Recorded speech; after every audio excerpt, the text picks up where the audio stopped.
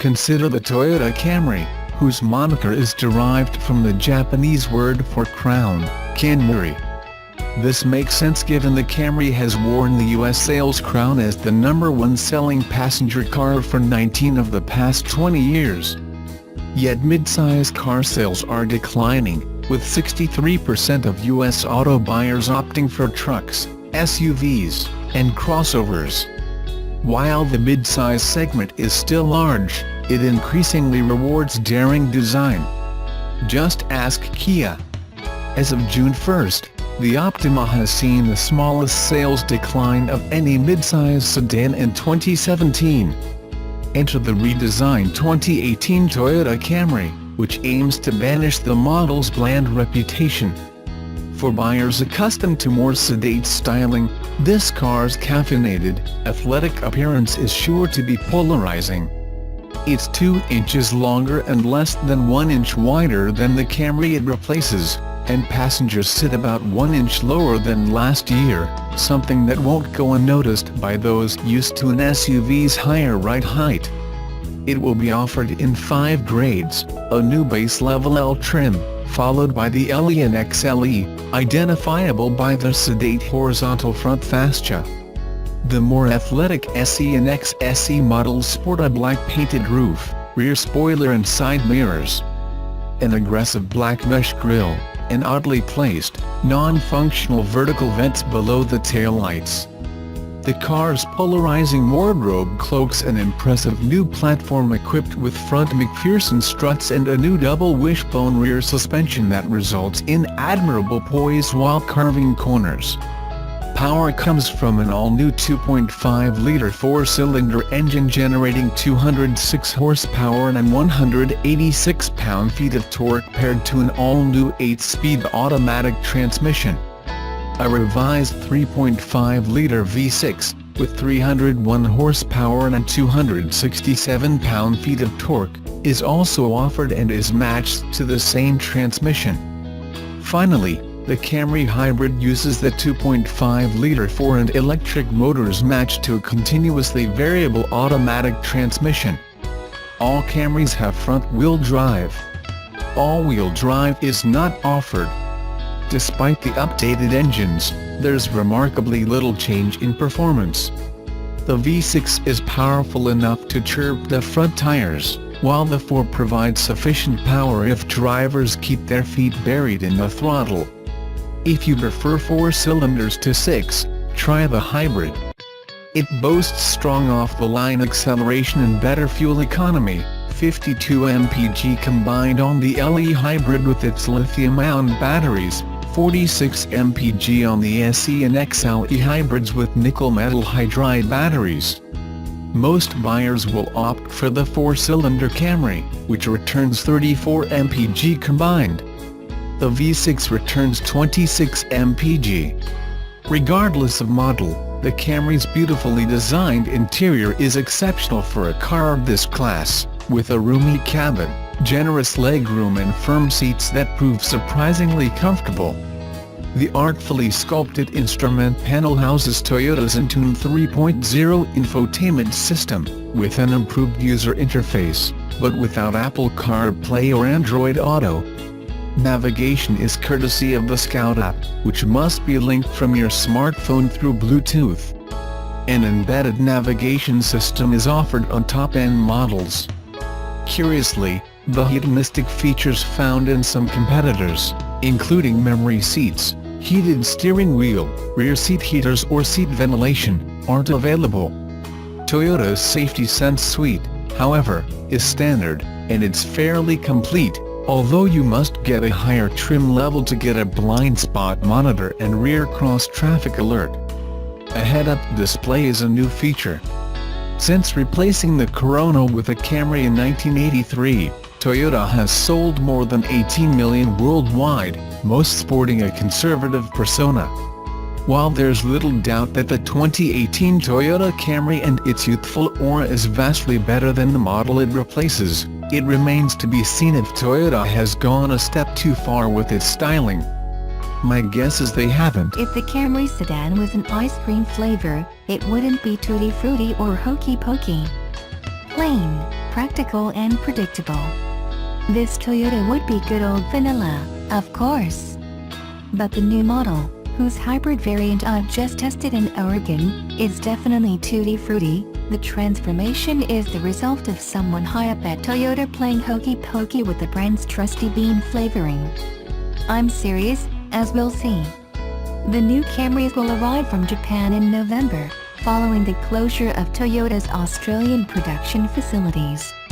The lineup will continue to include the 2.5-liter four-cylinder and petrol-electric hybrid variants, while a 3.5-liter petrol V6 will be added. The Petrol 4, given its drivetrain, will be unchanged and shouldn't deliver many dynamic surprises. But the direct-injected 222 kilowatts V6 8-speeder could be quite something for country driving and towing. Later, I'll get back to the hybrid, a zesty 4.5L/100 km sipper which Toyota tips to become the Camry bestseller within 5 to 7 years. The deeply creased, air-slicing Camry comes in two body styles, including Sport. Compared with the current version, the new one is far more striking outside, suave inside and high-tech throughout. I was especially wowed by the aesthetics of a Sport version with a white body, black roof and additional ebony detailing. The Camry is the third model to be built on the Toyota new global architecture, a lighter, 30% stiffer framework which enabled designers to give the sedan a wider and lower stance. The platform also aids handling, ride, vibration intrusion, fuel economy and crash safety. The exterior's daring aesthetics extend to the cockpit, where the sculpture lines draw the eye to the big color touchscreen. This 8th generation of Camrys will arrive 34 years after the first model, which was an imported liftback. Since then, Australians have bought about 920,000 of them, most made here. The Camry is headed for its 24th consecutive year as Australia's medium car sales champ, its main appeal being to fleet operators and value-seeking private buyers. The recommended price is $26,490 plus on roads compared with about $33,000 plus on roads for the Mazda 6 and Ford Mondeo, but the price will rise for the new model because of its superior finishes. Examples include plush, soft touch surfaces and class-leading electronic safety and driving aids.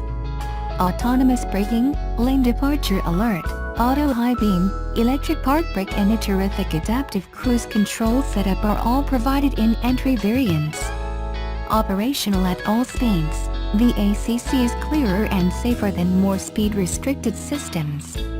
Starter models will also have a 7-inch color touchscreen, 6-speed auto, 8 in the V6, 17-inch alloys, all LED lighting and 7 airbags. Other available kit includes an 8-inch touchscreen, 7-inch secondary display, 10-inch head-up display, wireless phone charging, blind spot monitoring and rear cross-traffic alert. Buyers will also get more space with an added 9mm in length, 19mm in width and 49mm in wheelbase.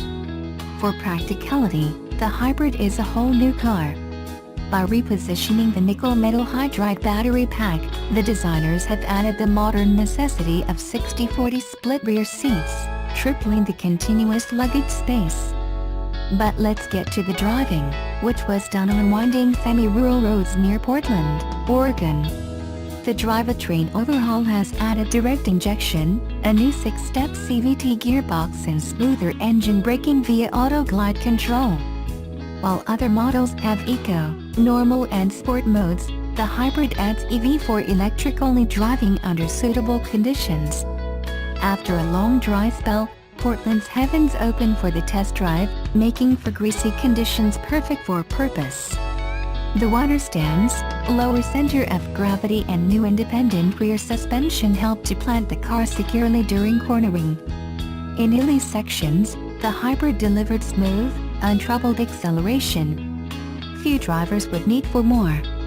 During a howling crosswind, the car didn't budge offline and noise intrusion was minimal. When the fog rolled in, for a moment I thought I was in Melbourne. In such conditions the huge head-up display in a high-spec variant allowed me to keep my eyes fixed on the road. My fuel use averaged 5.3 L/100 kilometers, good for a big sedan undergoing a stress test. It's obvious the Camry will be marked against the superb Mazda 6. The Toyota's points of difference include a better safety spec at entry level, more head-turning interior and exterior, bigger screens and head-up display, a V6 petrol option and a super frugal hybrid with a big future. The Mazda doesn't turn heads so easily, but it looks appealing inside and out while having a more timeless, refined feel. It is luxury at this point better than Toyota. Its 4-cylinder petrol drivetrain's fuel use is well below the Camry's, while its super frugal engine is a diesel, an engine type with a questionable future long-term.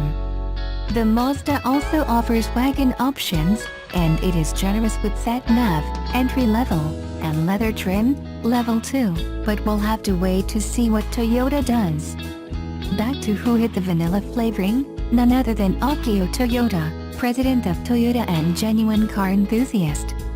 While seeking to retain the core brand strengths, he's been promoting a cultural change away from risk-averse, committee-style thinking to one rewarding more creative and daring design.